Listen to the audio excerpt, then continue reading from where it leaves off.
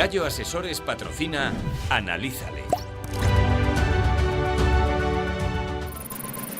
Buenas noches, arranca un nuevo programa de análisis aquí en la 8 León. Bienvenidos. Hoy revisaremos los pormenores de la reforma laboral. Tras una ardua negociación y una rocambolesca convalidación en el Congreso de los Diputados, el día 30 de este mes finaliza la moratoria para que entren en vigor las nuevas normas de contratación. Cambiar y mejorar las relaciones laborales y obtener una regulación más eficiente del mercado laboral es el objetivo de esta reforma. Incide directamente en las contrataciones, por ejemplo, del sector de la construcción, donde se establecen contratos adscritos a obras. La reforma laboral, que se aprobó en un decreto en diciembre, bajo el epígrafe Garantía de la estabilidad en el empleo y la transformación del mercado de trabajo. Así hay 4 grandes bloques en los que aparecen cambios. El primero de ellos ha sido el de los contratos de trabajo, que prioriza el contrato indefinido. El de duración determinada adquiere así un carácter nada más que residual. También tenemos contratos formativos de formación dual o trabajo-formación. Hay contratos fijos discontinuos que se mantienen y también habrá contratos indefinidos adscritos a obras. Estos, en este caso, para el sector de la construcción, como comentábamos, estará vinculado a este sector. En el segundo gran grupo serían los convenios laborales. El convenio sectorial prevalece sobre el convenio de empresa y este último podrá establecer cosas como la distribución del tiempo, la planificación anual de las vacaciones, las medidas de conciliación familiar o la clasificación profesional. Además, se establece la ultraactividad de los convenios, es decir, los convenios colectivos se van a prorrogar hasta que sean sustituidos por los nuevos una vez que estos convenios han terminado. En las contratas y subcontratas, además de en las ETTs, se va a aplicar el convenio sectorial de acuerdo a la actividad de sus trabajadores. En tercer lugar, se establecen criterios que simplifican los procedimientos para que las empresas puedan acogerse a los ERTE. En este caso es el mecanismo RED. Las empresas pueden solicitar reducción de jornada y suspensión de contratos, así como potenciación de estos mecanismos para que se pueda evitar los despidos colectivos, como ya se hizo, como ya hemos visto durante la pandemia. Y por último, se endurece el sistema sancionador con multas que pueden llegar hasta los 225.000 euros en caso de infracciones muy graves. El incremento de la cuantía, como decimos, llega hasta esos 225.000 euros y además se fortalece el papel sancionador de la Inspección de Trabajo y de la Seguridad Social. Todos estos temas los tratamos a continuación en este Analízale sobre la reforma laboral.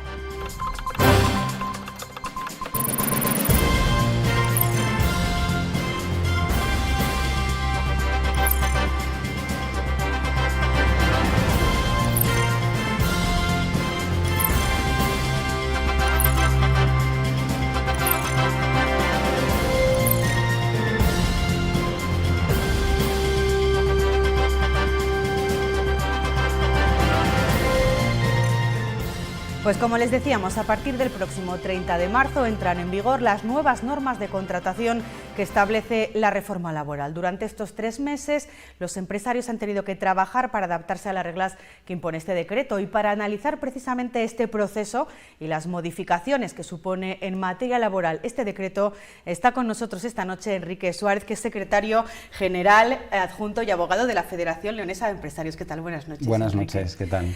Pues vamos a entrar en materia rápidamente, porque lo primero que yo quiero que nos cuentes es qué objetivos perseguía o persigue esta reforma laboral que se ha aprobado. Yo decía hace 3 meses, bueno, realmente se ha convalidado hace poco más de 1 mes y medio. Bueno, ha sido un proceso relativamente rápido y bueno, pues dentro de lo que es un contexto económico pues difícil, ¿no? Nos encontramos como venimos de una situación de pandemia, donde la actividad, como se sabe, ha quedado paralizada, y donde se presenta un programa de recuperación, transformación y resiliencia en la Unión Europea, en la que se exige llevar a cabo una reforma estructural del mercado laboral, es decir, viene un poco condicionada por las instituciones europeas en la necesidad de llevar a cabo una reforma que básicamente ya desde las instituciones europeas se nos marcan cuáles son los objetivos. Uno es la modernización de la negociación colectiva, otro es la simplificación y la reducción de la contratación temporal, es decir, la simplificación de los contratos, y bueno, pues el otro, digamos, el mantenimiento de los mecanismos de flexibilidad interna en las empresas.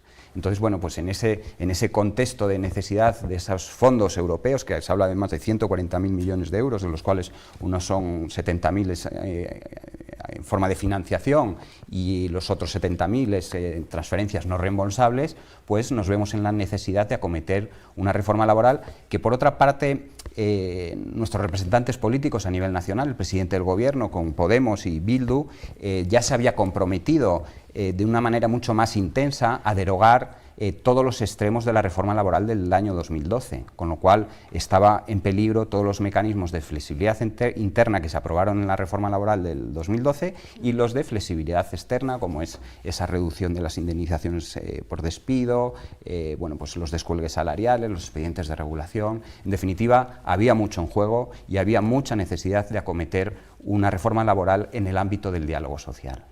Has introducido tú un tema que es fundamental en este caso, que es precisamente la negociación colectiva, que es uno de los 4 grandes aspectos que retoca esta reforma laboral. ¿Cómo cambia esta negociación? ¿Cómo afecta esta reforma a esa negociación colectiva? Vamos a ver, la negociación en nuestro mercado laboral está estructurado de forma que existe un estatuto de los trabajadores que establece las condiciones mínimas y luego está la negociación colectiva, el derecho a la negociación colectiva y la fuerza vinculante de los convenios colectivos que recoge la Constitución española y que de alguna manera desarrolla o establece mejoras a lo que establece también o lo que configura el Estatuto de los Trabajadores. A partir de aquí existen distintas formas de llevar a cabo la negociación colectiva. Existen convenios de empresa, existen convenios sectoriales que pueden ser bien provinciales, autonómicos y nacionales, ¿no? Entonces, en ese contexto, lo que nos establece la nueva reforma laboral es que los convenios sectoriales tendrán prioridad aplicativa sobre el convenio de empresa. Y esto es muy importante. ¿Por qué? Porque la estructura empresarial de nuestra provincia es muy pequeña, son empresas de pequeña dimensión y, por tanto, se ven afectadas directamente por los convenios de carácter sectorial. Claro, hay pocas, ¿no?, empresas que tengan ese convenio de empresa. Claro, el convenio de empresa está configurado pues para grandes empresas con un volumen de trabajadores muy importante. Entonces, ¿qué es lo que sucede? Que con la reforma laboral que se aprueba en estos momentos, digamos que se protege a la pequeña empresa, a la pyme y a la micropyme de nuestra provincia frente a las grandes empresas que puedan establecer unas condiciones salariales inferiores y que pueden obtener una ventaja competitiva provocando una distorsión en nuestro mercado laboral. Entonces, de esta manera, con la prioridad aplicativa de los convenios sectoriales y en nuestra provincia especialmente, digamos que las empresas que vienen a jugar en nuestro mercado laboral, en nuestro mercado económico, tienen que acogerse a las reglas de nuestros convenios provinciales. De ahí la importancia de proteger la negociación colectiva provincial. Y eso queda consagrado en esta reforma, donde se dice que los salarios que apliquen las empresas en nuestro territorio tendrán que atender a lo que diga el convenio provincial y no el convenio de empresa. Pero sí que, bueno, podrán, de todas maneras, se deja ahí un pequeño 4 o 5 temas que sí que puede hacerse a través del convenio de empresa. ¿Qué temas se dejan? Bueno, pues son aspectos muy puntuales. Lo principal, salario y jornada, esos son prioridad aplicativa del convenio provincial. ¿Dónde se puede obtener un ámbito de desarrollo en los convenios de empresa? Pues por ejemplo, en la forma de retribuir las horas extraordinarias, si es mediante descansos o mediante una retribución económica, los trabajos a turnos, es cómo configuro en la empresa la distribución de los trabajos, las vacaciones, también en materia de contratación, ¿no?, qué contratos tengo que escoger para cumplir con las expectativas de las empresas. La clasificación profesional también es una materia propia de los convenios de empresa, o incluso las medidas de corresponsabilidad familiar y de conciliación de la vida familiar o personal. Es decir, que lo prioritario es el convenio provincial y el convenio de empresa está para el desarrollo de su actividad en el día a día. Claro, y sí que hay otro tipo de empresas, otro tipo de gestión que se ve también afectada por esta prioridad de los convenios sectoriales, que son precisamente contratas, subcontratas, empresas de trabajo temporal. Además, aquí en la provincia hay algunos sectores que trabajan mucho con, por ejemplo, empresas de trabajo temporal. A partir de ahora tienen que también tomar como prioritario el convenio sectorial, ¿verdad? Efectivamente, la externalización de los servicios es una fórmula muy aplicada por su eficacia, pero eso no debe servir para provocar una devaluación salarial. Es decir, lo que se persigue con la reforma es que todas estas empresas multiservicios apliquen el convenio de la actividad que se está desarrollando en ese centro de trabajo. Pongo un ejemplo para que todo el mundo me entienda. Una contrata de limpieza que presta sus servicios en una entidad financiera, el convenio que tiene que aplicar es el de la actividad que está desarrollando ese trabajador ahí, es decir, tiene que aplicar el convenio sectorial del sector de las limpiezas. Eso es un poco la protección que se dota a estos trabajadores de las empresas de multiservicios o empresas de trabajo temporal. También sí que es cierto que puede aplicar también un convenio de empresa. El convenio de empresa también lo puede aplicar, pero siempre en base a esa prioridad aplicativa que habíamos hablado anteriormente, tiene que partir sobre el convenio provincial. Tiene que establecer unas condiciones mejores que el convenio provincial. Sí, lo que asegura es que pueda mejorar esas condiciones, pero nunca empeorarlas por debajo del convenio sectorial. También habla el Real Decreto de la ultraactividad de los convenios. ¿Qué es esto? Que continúan, ¿no?, después de que a lo mejor se hayan terminado o agotado su tiempo. Efectivamente.